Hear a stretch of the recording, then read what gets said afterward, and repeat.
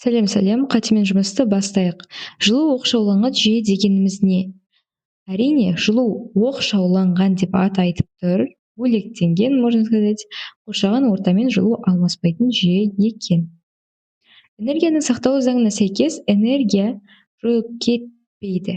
Жойылып кетеді варианты қате. Жоқтан пайда болмайды. Тек бірінші түрден екінші түрге айналады. Осы жауап дұрыс екен.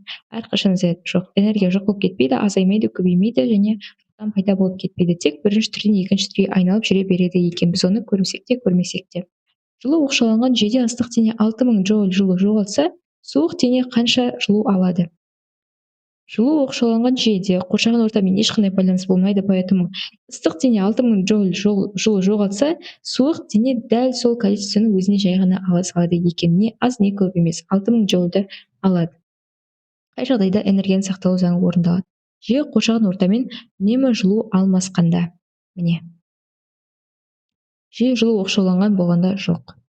Температурасы 90 градус ыстық су мен 20 градус салқын су араластырылды. Жүйе жылу оқшауланған деп есептелсе, дұрыс тұжырымды анықтаңдар. Ыстық су берген жылу суық су алған жылудан көп болады.